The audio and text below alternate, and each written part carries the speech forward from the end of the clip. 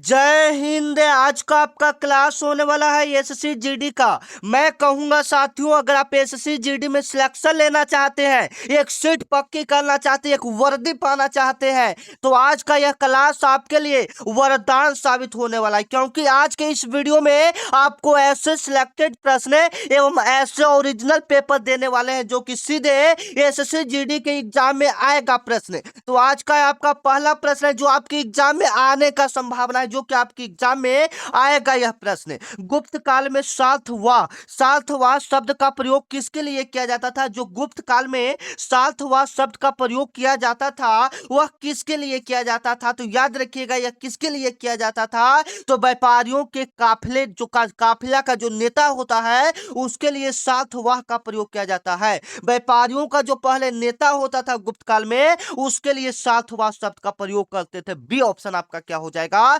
बिल्कुल राइट हो जाएगा। यह जो क्वेश्चन है आपके एसएससी जीडी में आने वाला प्रश्न है, तो मैं कहूंगा साथियों आप ऐसे प्रश्नों को याद कर लीजिए, क्योंकि ऐसा ही प्रश्न आपके एसएससी जीडी में पूछा जाएगा। गुप्त काल में सार्थवाह शब्द का प्रयोग किसके लिए किया जाता था? तो व्यापारियों के नेता के लिए किया जाता था। बी ऑप्शन आपका क्या हो जाएगा? बिल्कुल राइट हो जाएगा। बिल्कुल इंपॉर्टेंट क्वेश्चन है आपके एसएससी जीडी में आने वाला प्रश्न है। सेकंड नंबर प्रश्न और भी इंपॉर्टेंट है, जो कि इस बार के एग्जाम में देखने को मिलेगा।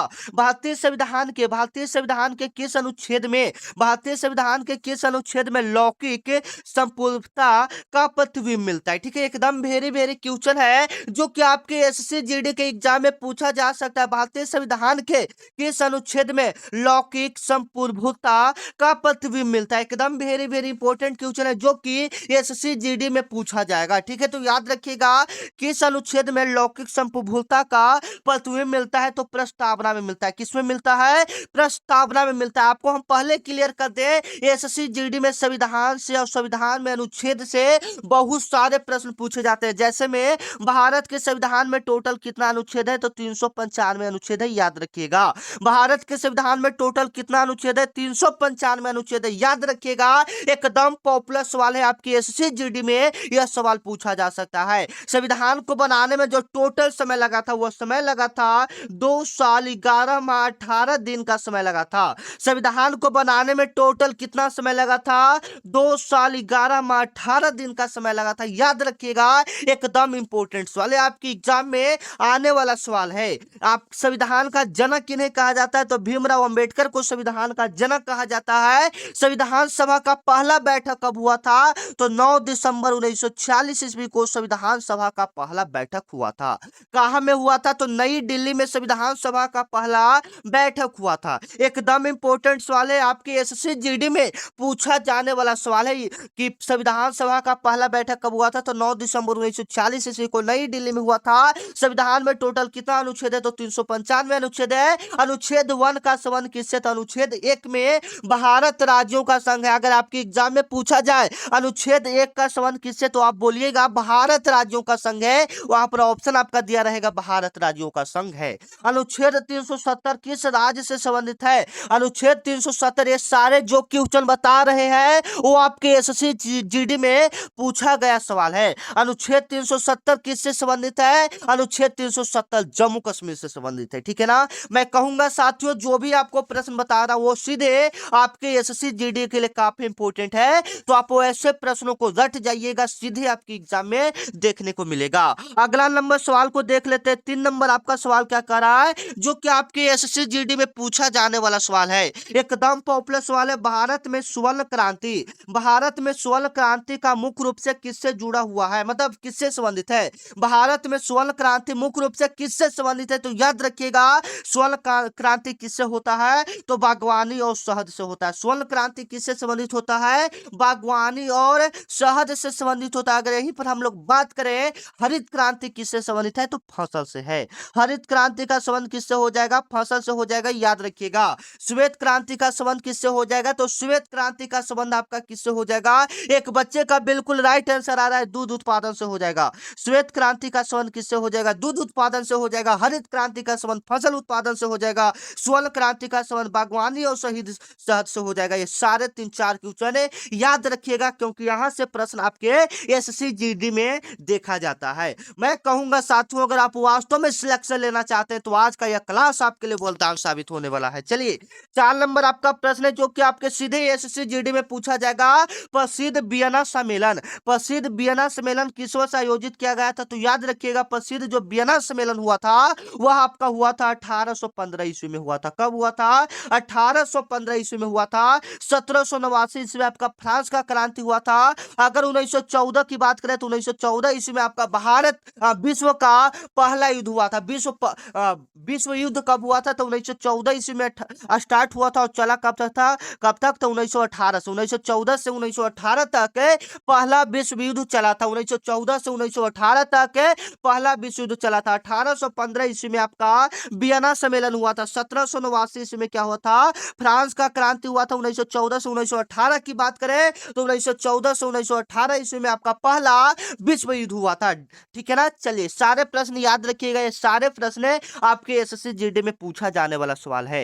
अगला नंबर आपका सवाल क्या कर रहा है? अगला नंबर सवाल है कि ऐसा कौन सा एंजाइम है जो अग्नाशय द्वारा स्रावित नहीं होता है? ऐसा कौन सा एंजाइम है, ऐसा कौन सा एंजाइम है जो अग्नाशय द्वारा स्रावित नहीं होता है? तो याद रखिएगा जैसे में टिप्सिन है, ये अग्नाशय द्वारा स्रावित होता है।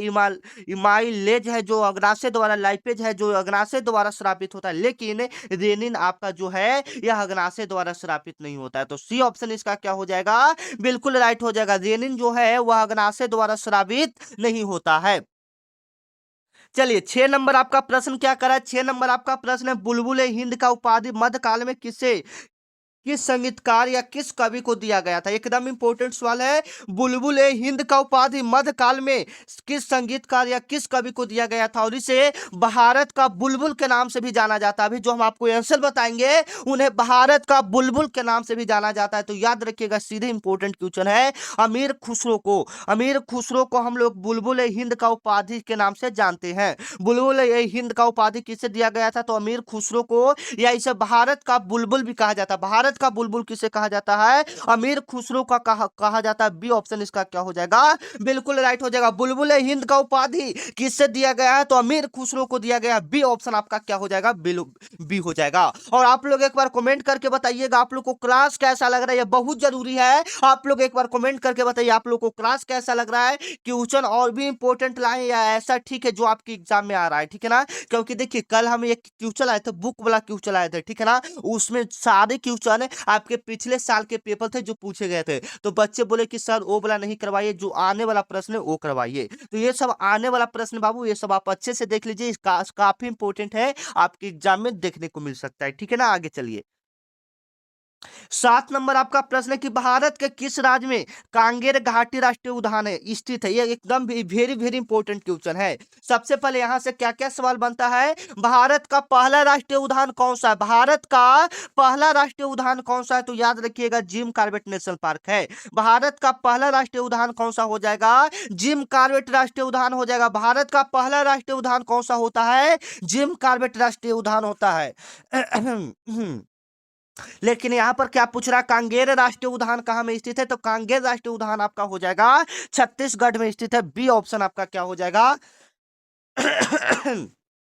बी ऑप्शन आपका क्या हो जाएगा? बिल्कुल राइट हो जाएगा। कांगेर राष्ट्रीय उद्यान कहां स्थित है? छत्तीसगढ़ में स्थित है। बी ऑप्शन आपका क्या हो जाएगा? बिल्कुल राइट हो जाएगा।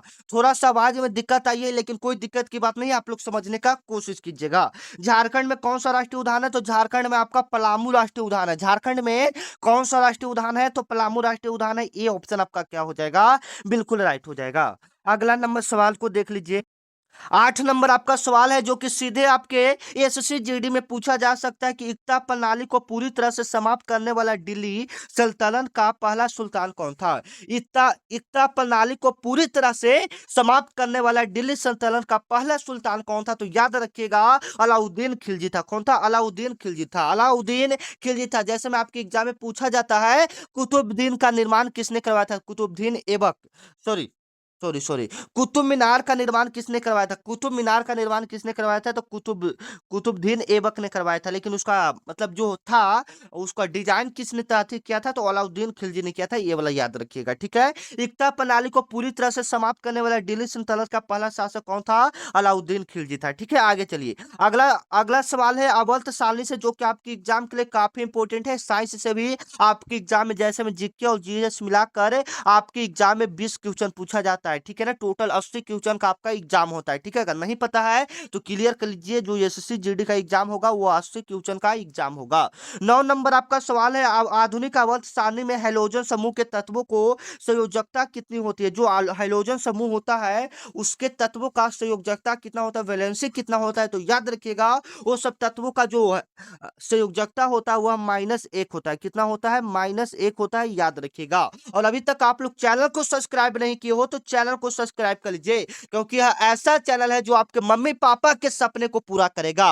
अगर आप वास्तव में मम्मी पापा के सपने को पूरा करना चाहते हैं, अपना सपना पूरा करना चाहते हैं, सिलेक्शन लेना चाहते हैं, तो यह ऐसा चैनल है जहां से जुड़कर आप अपनी तैयारी को भरपूर कर सकते हैं, क्योंकि यहाँ पर जो भी प्रश्न बताया जाता है बाबू वो सीधे 23 फरवरी के एग्जाम में आएगा, एसएससी जीडी के एग्जाम में आएगा। यहाँ से 50,000 बच्चे जुड़कर 50,000 बच्चे यहाँ से जुड़कर अपनी तैयारी को पूरा कर रहे हैं, तो आप लोग भी आज से जुड़ जाइए, चैनल को सब्सक्राइब कर लीजिए, क्योंकि यहाँ पर डेली आपको एसएससी जीडी का इंपॉर्टेंट क्लास दिया जाता है। डेली यहाँ पर क्लास होता है एसएससी जीडी का, ठीक है? तो चैनल को सब्सक्राइब करके रखेंगे तो जो भी क्लास होगा सबसे पहले आपको पता चलेगा। निकेई किस देश का प्रमुख शेयर बाजार सूचकांक है? निकेई किस देश का प्रमुख शेयर बाजार सूचकांक है? तो याद रखिएगा, निकेई किस देश का प्रमुख शेयर बाजार सूचकांक है? एकदम इंपॉर्टेंट सवाल है, तो याद रखिएगा यह जापान का। निकेई कहाँ का है? जापान का है। बी ऑप्शन आपका क्या हो जाएगा? बिल्कुल राइट हो जाएगा। 11 नंबर आपका सवाल देख लेते हैं जो कि आपके लिए काफी इंपॉर्टेंट है। निम्नलिखित में से किस स्थान पर बराह अवतार का सबसे विशाल प्रतिमा स्थित है? निम्नलिखित में से किस स्थान पर बराह अवतार का सबसे विशाल प्रतिमा स्थित है? तो याद रखिएगा यह कहां पर हो जाएगा? उदयगिरी की गुफाएं हो जाएगा। बराह अवतार का सबसे विशाल प्रतिमा कहां स्थित है? तो उदयगिरी की गुफाएं में स्थित है, जो कि मध्य प्रदेश में स्थित है। बी ऑप्शन आपका क्या हो जाएगा? बिल्कुल राइट हो जाएगा। यह कहां में स्थित है? तो यह मध्य प्रदेश में स्थित है, उदयगिरी की गुफाएं में स्थित है। अगला नंबर सवाल आपका क्या कह रहा है कि संविधान के अनुच्छेद 352 के तहत 352 के तहत सशस्त्र विद्रोह शब्द किस संशोधन द्वारा जोड़ा गया है? सशस्त्र विद्रोह अनुच्छेद 352 के तहत सशस्त्र विद्रोह किस संशोधन द्वारा जोड़ा गया है? तो याद रखिएगा 44वां संशोधन द्वारा जोड़ा गया है। बी ऑप्शन इसका क्या हो जाएगा? बिल्कुल राइट हो जाएगा। ये सीधे आपके एसएससी जीडी में आने वाला प्रश्न है। 13 नंबर आपका क्वेश्चन के पृथ्वी के क्रस्ट में ऑक्सीजन के बाद दूसरा सबसे प्रचुर तत्व कौन सा है? पृथ्वी के क्रस्ट में ऑक्सीजन के बाद दूसरा सबसे प्रचुर तत्व कौन सा मात्रा में पाया जाता है? मतलब तो याद रखिएगा ऑक्सीजन के बाद दूसरा जो सबसे ज्यादा पाया जाता है वह पाया जाता है सिलिकॉन पाया जाता है। क्या पाया जाता है? सिलिकॉन। ऑक्सीजन पृथ्वी के क्रस्ट में यानी पृथ्वी के भूतल में ऑक्सीजन कितना परसेंट पाया जाता है? तो 46% पाया जाता है। सिलिकॉन आपका 27% पाया जाता है, ठीक है ना? ऑक्सीजन के बाद सबसे दूसरा प्रचुर मात्रा में क्या पाया जाता है? सिलिकॉन पाया जाता है, याद रखिएगा। अगला नंबर आपका सवाल करा सुलभ मुद्रा। सुलभ मुद्रा का अर्थ क्या होता है? सुलभ मुद्रा का अर्थ क्या होता है? याद रखिएगा सुलभ मुद्रा का अर्थ होता है निम्न ब्याज दर। सुलभ मुद्रा का मतलब किसी को आप निम्न मतलब कम ब्याज पर दर दे रहे हैं, वही सुलभ मुद्रा है। ये ऑप्शन आपका क्या हो जाएगा? बिल्कुल राइट हो जाएगा।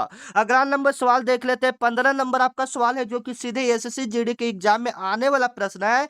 चेरव नृत्य का संबंध भारत के किस राज्य से? चेरव नृत्य का संबंध भारत के किस राज्य से? तो याद रखिएगा मिजोरम से हो जाएगा। किससे हो जाएगा? मिजोरम से हो जाएगा। बी ऑप्शन आपका क्या हो जाएगा? बिल्कुल राइट हो जाएगा। चेरम नृत्य का संबंध भारत के किस राज्य से? मिजोरम से है। बी ऑप्शन आपका क्या हो जाएगा? बिल्कुल राइट हो जाएगा। इसी प्रकार से कभी कभी असम का भी दे देता है कि असम जैसे बिहू नृत्य का संबंध भारत के किस राज्य से है? तो असम का हो जाता है, बिहू से हो जाता है। सतरिया तो असम का ही हो जाएगा, ठीक है? आगे चलिए। अगला नंबर सवाल है पौधों में फ्लोएम का मुख्य कार्य क्या होता है? पौधों में फ्लोएम का मुख्य कार्य जो होता है वह भोजन का परिवहन करना होता है। बी ऑप्शन आपका क्या हो जाएगा? बिल्कुल राइट हो जाएगा। पौधों में फ्लोएम का मुख्य कार्य क्या होता है? पौधों का परिवहन होता है। पौधों में फ्लोएम का मुख्य कार्य क्या होता है? भोजन का परिवहन करना होता है। अगर जाइलम की बात करेंगे तो जल का परिवहन होता है। अगर दो देखिए पौधों में दो कार्य करता है, एक फ्लोएम एक जाइलम। तो फ्लोएम कहेगा तो भोजन का परिवहन, जाइलम कहेगा तो जल का परिवहन। ये मतलब इसके क्वेश्चन के हिसाब से बी आंसर क्या हो जाएगा? बिल्कुल सही हो जाएगा। चलिए अगला नंबर सवाल है भारतीय राष्ट्रीय कांग्रेस के किस अधिवेशन में पूर्ण स्वराज का प्रस्ताव पारित किया गया है? किस अधिवेशन में किया गया है? तो लाहौर 1929 ईस्वी में जो अधिवेशन हुआ था उसमें पूर्ण स्वराज का प्रस्ताव पारित किया गया है। और अभी तक आप लोग व्हाट्सएप ग्रुप को ज्वाइन नहीं किए हैं तो डिस्क्रिप्शन में भी टेलीग्राम का लिंक दिया है, या व्हाट्सएप ग्रुप को भी आप लोग ज्वाइन कर सकते हैं। दोनों में से को आप ज्वाइन कर लीजिए, क्योंकि वहां पर जो पीडीएफ रहता है सबसे ज्यादा टेलीग्राम पर डाला जाता है।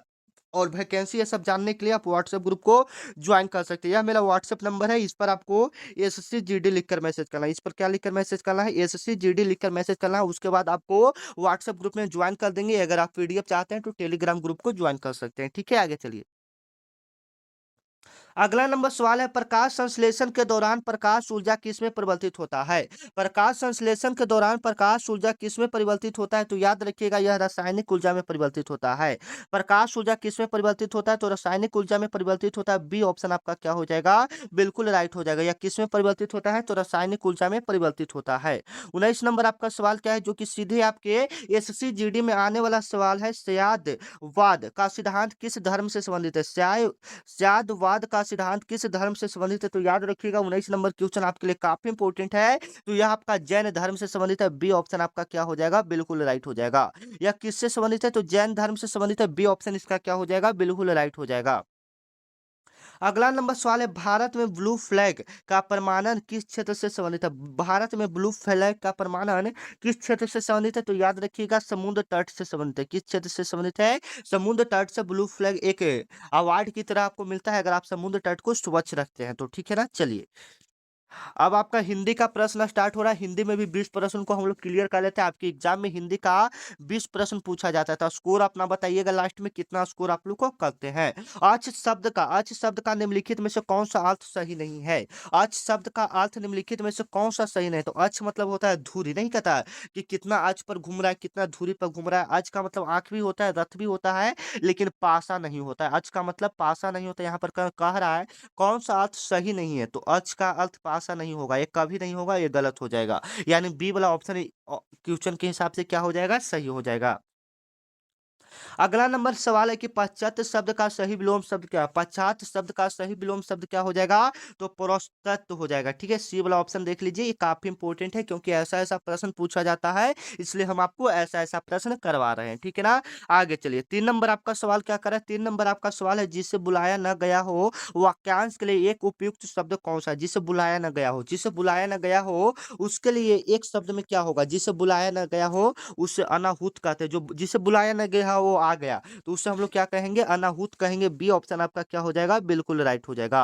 अगला नंबर सवाल क्या है? 4 नंबर आपका सवाल है, जो कि आपके लिए काफी इंपॉर्टेंट है। अंकुश न मानना, अंकुश न मानना मुहावरे का सही अर्थ क्या है? अंकुश न मानना मुहावरे का सही अर्थ क्या हो जाएगा? नियंत्रण में न रहना। अंकुश न मानना मुहावरे का सही अर्थ क्या हो जाएगा? नियंत्रण में न रहना। बी ऑप्शन आपका क्या हो जाएगा? बिल्कुल राइट हो जाएगा। अंकुश न मानना मुहावरे का सही अर्थ क्या हो जाएगा? नियंत्रण में न रहना। ठीक है, आगे चलिए। 5 नंबर आपका सवाल है, निम्नलिखित में से शुद्ध वर्तनी वाले शब्द का चयन करें। निम्नलिखित में से शुद्ध वर्तनी वाले शब्द का चयन करें। ये चारों ऑप्शन में से आपका कौन सा शब्द यहाँ पर सही हो जाएगा? तो याद रखिएगा, उज्जवल आपका सही हो जाएगा। सी ऑप्शन आपका क्या हो जाएगा? बिल्कुल राइट हो जाएगा। निम्नलिखित में से शुद्ध वर्तनी वाला शब्द कौन सा हो जाएगा? उज्जवल हो जाएगा। सी ऑप्शन आपका क्या हो जाएगा? बिल्कुल राइट हो जाएगा। 6 नंबर आपका सवाल क्या कर रहा है, जो कि सीधे आपके एसएससी जीडी में पूछा जा सकता है। मार्तंड और अंशुमाली किसके पर्यायवाची शब्द है? मार्तंड और अंशुमाली किसके पर्यायवाची शब्द है? तो यह सूर्य के हो जाएंगे। यह किसके पर्यायवाची शब्द हो जाएंगे? मार्तंड और अंशुमाली किसके पर्यायवाची शब्द है? तो सूर्य का। तो बी ऑप्शन आपका क्या हो जाएगा? बिल्कुल राइट हो जाएगा। अंशु मार्तंड और अंशुमाली किसका पर्यायवाची शब्द है? तो सूर्य का है। ठीक है, आगे चलिए। अगला नंबर सवाल है कि पत्थर का लकीर होना मुहावरे का सही अर्थ क्या है? पत्थर का लकीर होना मुहावरे का सही अर्थ क्या हो जाएगा? तो याद रखिएगा, अमिट होना। यानी पत्थर का लकीर होना मतलब जो एक बार कह दिया से कह दिया, उसके बाद कुछ नहीं। तो आप लोग भी 23 फरवरी से एकदम ऐसा कह दीजिए कि हम पढ़ेंगे तो पढ़ेंगे 23 फरवरी तक, दिन रात एक कर देंगे। यानी पत्थर का लकीर भी आप लोग हो जाइए, माने अमिट होना। सी ऑप्शन आपका क्या हो जाएगा? बिल्कुल राइट हो जाएगा। 8 नंबर आपका सवाल है, जो कि आपको कई बार बता चुके हैं। अस्थावर का विलोम शब्द क्या होता है? बिल्कुल राइट आंसर है। अस्थावर का क्या होता है? अस्थावर का मतलब होता है स्थिर। उसका उल्टा हो जाएगा जंगम, यानी चलना। डी ऑप्शन इसका क्या हो जाएगा? बिल्कुल राइट हो जाएगा। 9 नंबर आपका सवाल क्या कर रहा है? काफी इंपॉर्टेंट एवं वेरी वेरी इंपॉर्टेंट सवाल है, जो कि सीधे आपके एसएससी जीडी के एग्जाम में आएगा। जिसके हृदय में ममता नहीं है, जिसके हृदय में ममता नहीं है उसके लिए एक शब्द क्या है? जिसके हृदय में ममता नहीं है, जिसके हृदय में ममता नहीं है उसके लिए एक शब्द में हम लोग क्या कहेंगे? कोई बच्चे बता सकते हैं? बिल्कुल राइट आंसर निर्मम कहेंगे। क्या कहेंगे? निर्मम। मतलब उसमें कोई ममता नहीं है, निर्मम हम कहेंगे सी ऑप्शन आपका क्या हो जाएगा, बिल्कुल राइट हो जाएगा। 10 नंबर सवाल को चलते हैं जो कि आपके लिए काफ़ी इंपॉर्टेंट है, आपके एसएससी जीडी में पूछा जा सकता सवाल है। दूध का दूध और पानी का पानी लुकोक्ति का अर्थ क्या है? दूध का दूध और पानी का पानी लुकोक्ति का अर्थ क्या है? सही न्याय करना। सही न्याय करना बी ऑप्शन इसका क्या हो जाएगा? बिल्कुल राइट हो जाएगा, सही न्याय करना।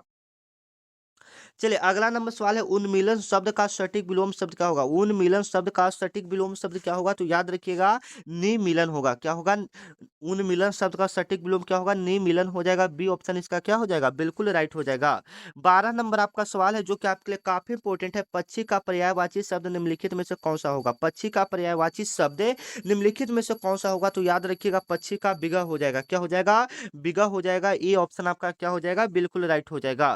13 नंबर आपका सवाल है हाथ कंगन को आलसी का लुकोक्ति का अर्थ क्या है?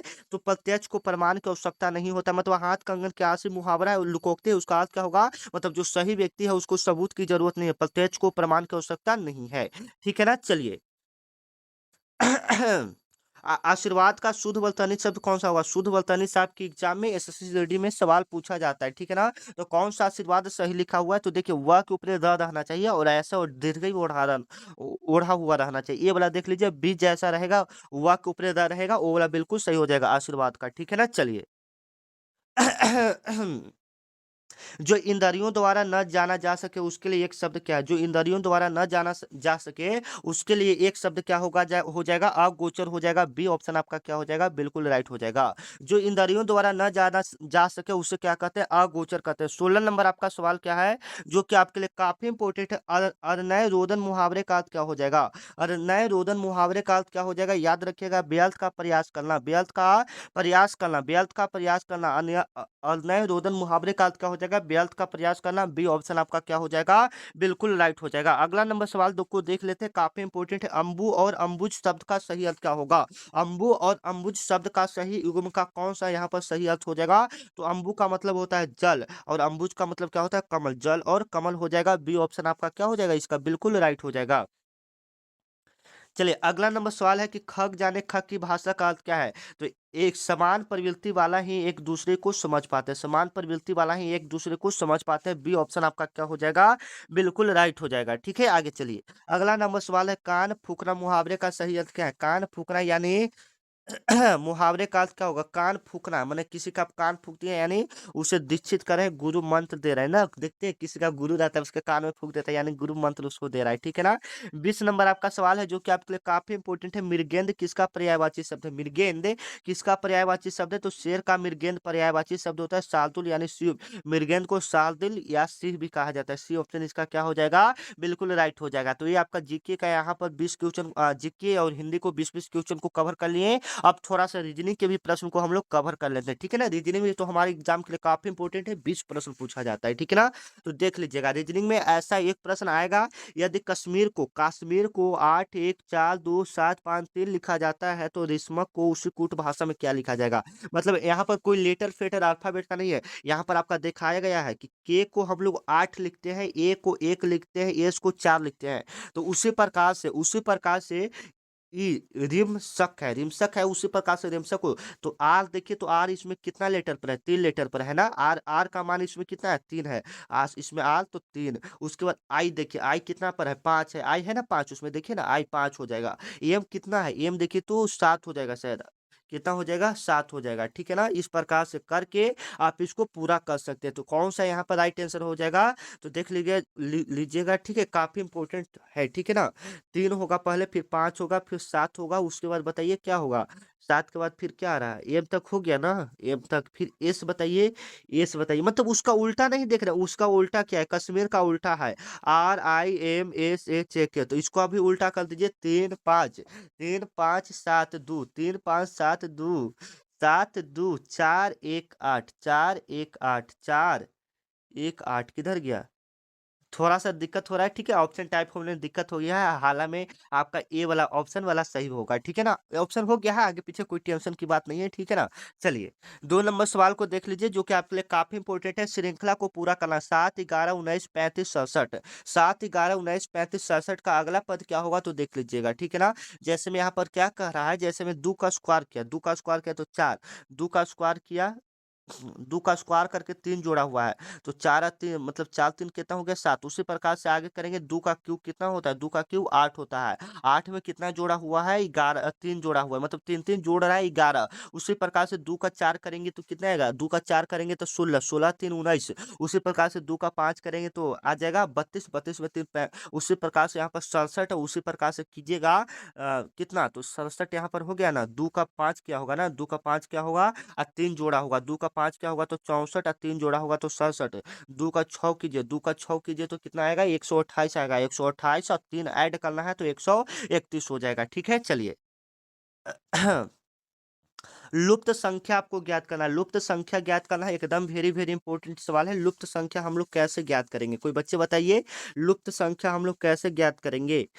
लुप्त संख्या ज्ञात करें कैसे होगा बताइए? तो थोड़ा सा भी एक्स्ट्रा दिमाग लगाए। जैसे 5 4 से 41 के बीच क्या संबंध दर्शा रहा है? पंचों का 20 हो सकता है? नहीं ना हो सकता है। पंचों का 20 नहीं हो सकता है। करिए, कैसे कैसे भी करके आपको करना है, ठीक है ना? बताइए कैसे होगा सर? थोड़ा सा हमको भी दिमाग आगे पीछे हो रहा है, ठीक है ना? यहाँ पर थोड़ा सा आगे पीछे हो रहा है, ये क्या होगा इसका राइट आंसर? गूगल कर लें, इसका देख लेते हैं हम लोग, ठीक है? थोड़ा सा है टेस्ट टाइप का है थोड़ा सा। 5 4 में 41 से क्या संबंध है? 5 4 में 41 से क्या संबंध है? या ऊपर नीचे भी आप लोग कर सकते हैं। 5 7 12, 12 में से 2 घटा दिया तो 7 नहीं होगा, वैसे नहीं होगा। ठीक है ना? थोड़ा सा टेंशन की बात है, इसको आप बनाकर बताइएगा, ठीक है ना? हम अगले वीडियो में इसको देखेंगे, ठीक है? बनाकर लाएंगे इसको, ठीक है ना? है थोड़ा सा टफ लेवल का है, यहाँ पर सॉल्व इसका नहीं हो रहा है, ठीक है ना? आ गया ये। विषम शब्द को चुनना है, इसमें कौन सा विषम शब्द है? बताइए आप लोग, पचमा का कौन सा इसमें से विषम शब्द हो जाएगा? ठीक है, तो विषम शब्द कौन सा हो जाएगा? एल्युमिनियम जो रहता है सिंपल रहता है, पित्तल जो रहता है ये तांबा और जस्ता के मिलकर बनता है, तो ये आपका अलग हो जाएगा। तांबा जस्ता ये सब अलग अलग है, लेकिन पीतल जो है वो तांबा और जस्ता से मिलाकर बनाया जाता है, ठीक है ना? चलिए, तो मिलते हैं नेक्स्ट वीडियो में, तब तक के लिए जय हिंद जय भारत। हो सके तो इसका सॉल्व कर लीजिएगा आप लोग, इसका आंसर भी कमेंट में बता दीजिएगा, ताकि जो बच्चे नए वीडियो देखें उनको पता चल जाए इसका आंसर, ठीक है? तो कमेंट में कर बता दीजिएगा। अच्छा, यहाँ पर एक और प्रश्न है बाबू, इसको भी देख लीजिए, ठीक है? यदि CAG को 20 लिखा जाए, यदि CAG को क्या लिखा जाए? 20 लिखा जाए, तो उसी प्रकार से को हाइट को क्या लिखेगा? तो C का कितना होता है? 3 होता है।